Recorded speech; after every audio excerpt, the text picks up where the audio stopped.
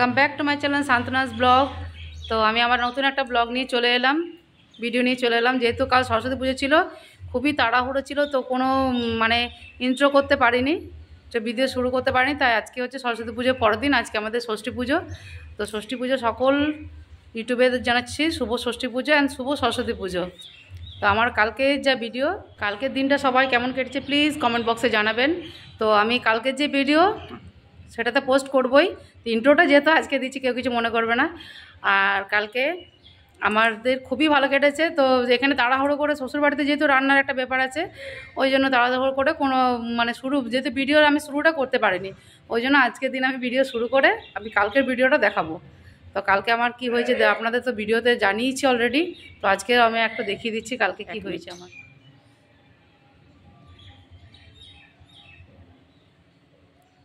পুরো পুড়ে গেছে হাত, দেখতে পাচ্ছেন হয়তো ফোসকা পড়ে গেছে। তো আজকে আমি ওটা যেহেতু একটু ক্লিন করে নিলাম, টোলগেট লাগিয়েছিলাম। তো আজকে আমাদের ষষ্ঠী পুজো, তা এখন গিয়ে যাব মাথাটাতে স্নান পুরো করে নিয়েছি, ষষ্ঠী পুজো হবে, তারপর আমরা জল টল খেতে পাবো। আজকে এই যে একটা সিম্পল শাড়ি পরে নিয়েছি, 1 মিনিট, আর এটা আমার বরের হাত পরে নিয়েছি। তো আজকে চলুন ওখানে গিয়ে শেয়ার করছি, আর কালকের ভিডিওটা আপনাদের সব কিছু দেখাচ্ছি। এই যে মাছগুলো এখন নিয়ে এলাম, আর এইদিকে দেখুন আমার শাশুড়ি অলরেডি যে মাছ ভাজা আছে, এখনও ধোয়া আছে। ওদিকে এক করে মানে 9 কেজি 9.5 কেজি মাছ এসছে, আমার শাশুড়ি বলছে এখনও হবে না, আরও আনবো। হ্যাঁ, এখনও বলছে মানে হচ্ছে না, বলছে না আরও আনতে। এবার এত মাছ কে খাবে? আমার বড়ের ডিউটি হয়ে গেল, ছেলে মেয়ের পাত্তা নেই। আর আমার জায়ের মেয়ে দুটো ওদের খাওয়া হয়ে গেছে, শুধু এইগুলো মানে কালকের ইয়ের জন্য।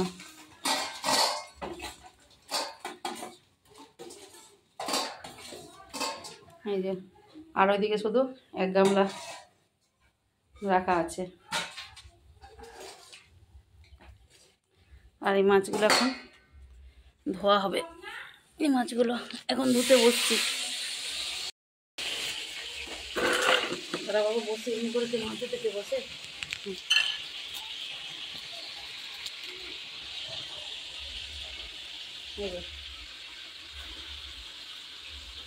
এই মাছগুলো এখন আমি ধুই নেব। তো আমার শাশুড়িকে তো দেখালামই যে এদিকে মাছ ভাজা হচ্ছে, আর আমার যা রান্না সকালের রান্নাটা কমপ্লিট হয়ে গেছে। এরপরে আমাদের যে গোটা সেদ্ধ হয়, সেই গোটা সেদ্ধটা এখন শুরু করবো না, খাওয়া দাওয়ার পরে শুরু করব। এই মাছগুলো ধোয়া হয়ে যাক, দেখা যাক কতক্ষণ কমপ্লিট করতে পারি। মাছগুলো আমার খাওয়া দাওয়া হয়ে গেছে, দেখলে মাছ কাটা পরে এই যে এদিকে চাপানো হয়েছে 2 কেজি চালের ভাত, আর এদিকে সবজিগুলো সব কেটে রেখেছে অলরেডি। এই যে সব সবজি কেটে রেখেছে, এখানে বাঁধাকপি, এই যে বাঁধাকপির আলু গাজর, আর এটা একটা মিক্স ভেজ হবে।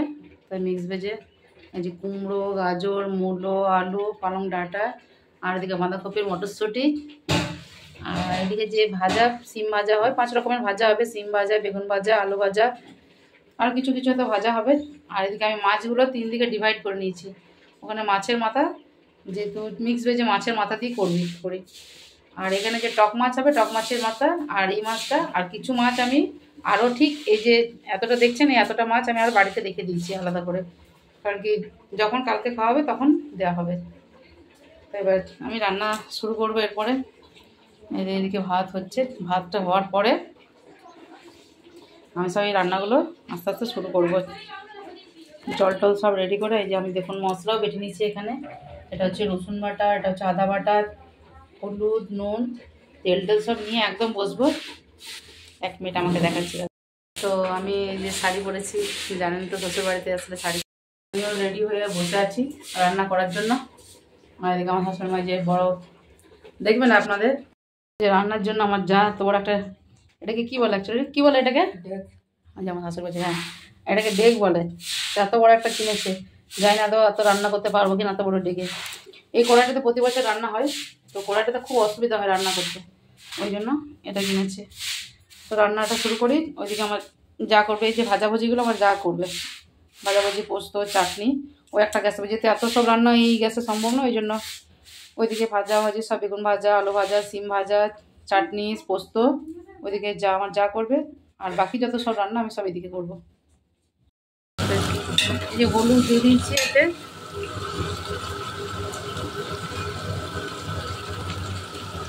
আদা বাটা দেবো সামান্য, রসুন বাটা দেবো,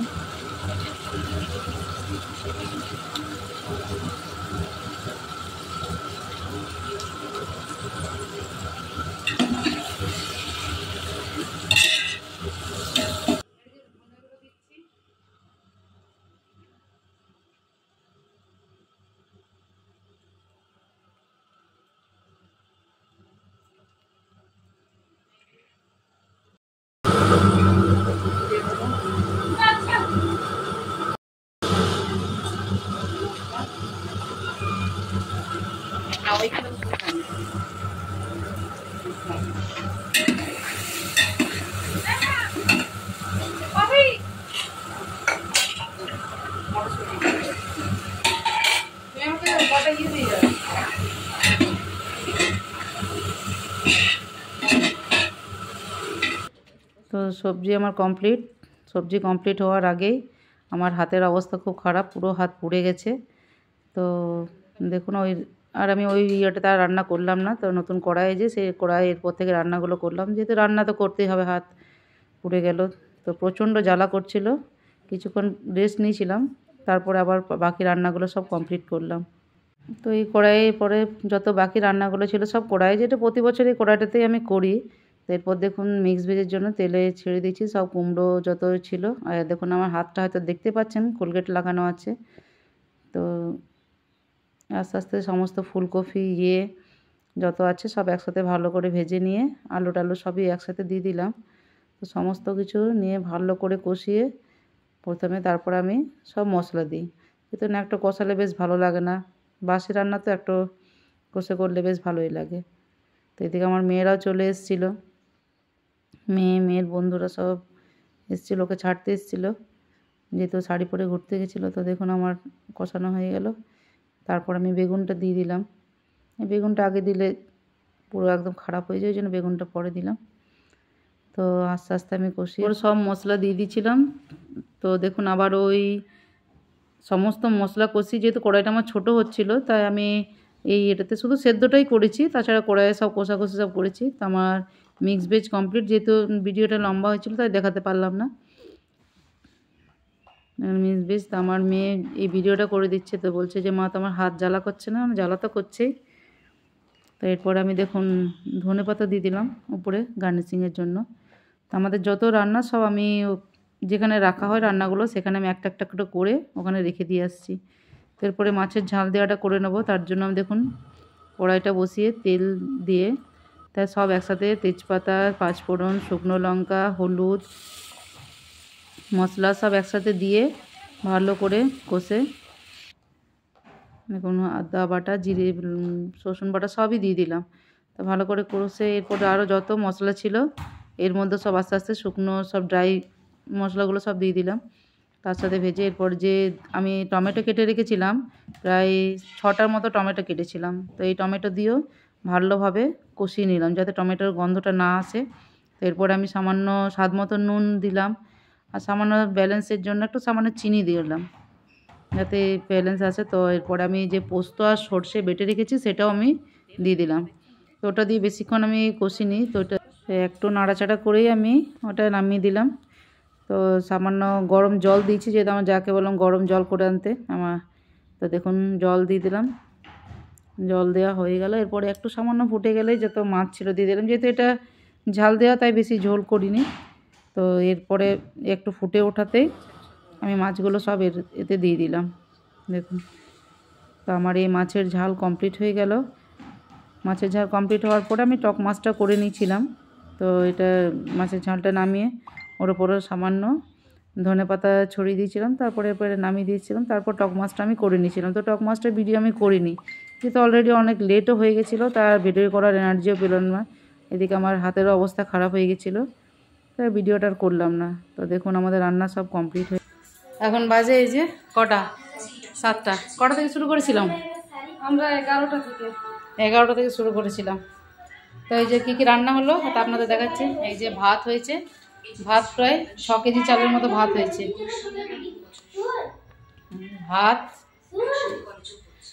আর এখানে আছে এই যে এখানে এটা হচ্ছে বাঁধাকপির সবজি, আর এটা হচ্ছে ডাল, আর এটা হচ্ছে চাটনি, আর এই যে ভাজা 3 রকমের।